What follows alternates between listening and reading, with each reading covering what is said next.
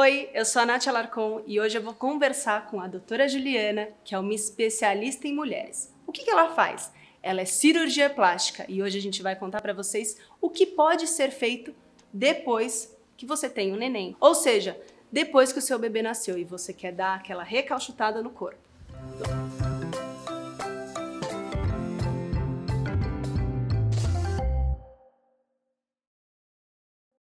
Doutora Ju, o que a gente pode fazer depois que o bebê nasce, para a gente melhorar o nosso corpo? Bom, na verdade eu sempre falo para as pacientes para elas aproveitarem a gestação e o pós-gestação. Porque logo depois da gestação existem várias mudanças corporais, por conta das mudanças hormonais mesmo.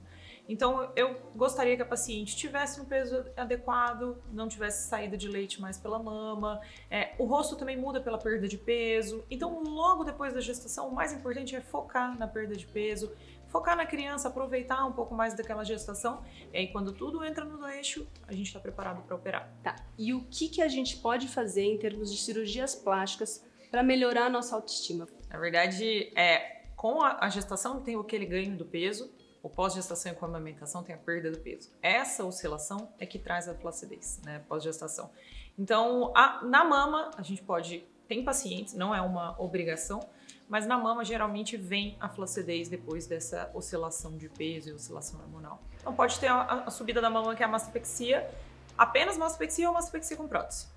Aí fica a critério da paciente. Então, uma é a redução do tamanho do peito e outra até o aumento com o uso do silicone. Na verdade, são duas cirurgias. Tá. É muito mais difícil a paciente que não ganha flacidez no pós-gestação, mas existe as pacientes que têm a mama pequenininha e que só tem a colocação da prótese.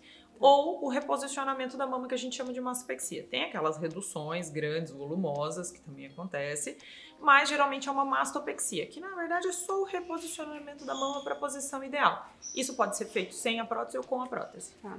E quanto tempo depois de ter o neném que a mãe pode procurar por uma cirurgia dessa? Na verdade, é depois da amamentação, do fim da amamentação. Então, primeiro, ela tem que estar no peso ideal. Segundo, são 6 meses pós-amamentação. Por quê, né? Desses 6 meses do fim da amamentação? Porque o leite pode contaminar a prótese ou pode contaminar a cirurgia. O leite acumulado, ele nada mais é que um líquido acumulado e aquilo serve de produção de bactéria e aí sim tudo pode desandar. A cirurgia que é um sonho acaba virando um pesadelo. E pós? Como funciona o pós de uma cirurgia, uma mamoplastia, por exemplo, com um bebê pequeno em casa? Porque a gente está falando de 6 meses de amamentação, mais 6 meses sem leite, mais ou menos um ano, né? Isso se a mãe optar por amamentar por um ano, mais ou menos, ou 6 meses. E a gente está falando daquela fase que a criança está andando, né? Pois é. Começou a andar e a mãe tem que pegar, porque a criança vive caindo. Então, assim, para as pacientes que querem fazer mastopexia, que tem flacidez de mama, eu falo para o paciente, olha, curte um pouquinho mais a sua criança e com 2 anos e pouquinho, a gente se programa para fazer a cirurgia. Mas tem aquelas pacientes que têm ajuda em casa, que conseguem a mãe, que conseguem alguém para ajudar, ela pode fazer 6 meses após o fim da amamentação. É só uma questão de organização. E em termos de movimentação, de dor, porque eu sei que mudou muito, né? A questão, fazer cirurgia um tempo atrás e hoje em dia com a nova tecnologia. Então, assim, o que muda também nessa o pós-operatório dela? Como que é? Para paciente que praticamente não tem uma mama pequenininha, seria só a colocação da prótese, hoje a gente tem a recuperação rápida em 24 horas. É uma técnica nova, então a paciente, no dia da cirurgia, ela pode movimentar o braço completamente. Um dia depois, ela já pode dirigir, voltar ao trabalho e pegar peso de até 15 quilos. Então ela pode pegar uma criança de colo com certeza, sem problema nenhum. A mastopexia não revolucionou tanto. A mastopexia são 30 dias sem levar o braço acima do ombro, então esse é o movimento máximo, isso ela pode fazer, mas isso ela não pode fazer por 30 dias. E não pode pegar peso por 2 meses. Então ela só tem que se organizar para fazer isso. Exatamente. Tá. Então, uma outra pergunta que eu tenho para você, primeiro a gente falou do peito, barriga, que é o que mais estica na gravidez. O que a mãe tem que fazer? O que a mulher tem que fazer para ela pensar assim, olha, eu quero fazer uma abdominoplastia. Só que não é toda mulher que pode fazer uma abdominoplastia. Qual que é o ponto que ela tem que falar assim, posso fazer? Ou qual que é a sua avaliação para conseguir fazer uma abdominoplastia numa pós-gestante? Então a gente divide as cirurgias corporais em dois grupos, né? Aquela paciente que tem uma diástase muito pequena, sem flacidez, ou uma flacidez muito levezinha, ou aquela paciente que já tem uma diástase significativa com flacidez. O primeiro grupo fica com uma lipoaspiração. A paciente tem pouca diástase, um afastamento pequeno da musculatura, eu peço para ela fazer um acompanhamento fisioterápico postural para fortalecer a musculatura e a gente só faz a lipoaspiração. Hoje em dia a gente tem tecnologias novas também, que graças a Deus tudo vem revolucionando, que se chama Renuvium ou BodyTite. São duas radiofrequências que a gente utiliza. Na verdade, o Renuvium é um jato de plasma de hélio junto com uma radiofrequência. Então, os dois, na verdade, têm radiofrequência para tratamento de flacidez. Então, a gente pode fazer a lipoaspiração com uma dessas tecnologias e a gente não precisa fazer uma abdominoplastia.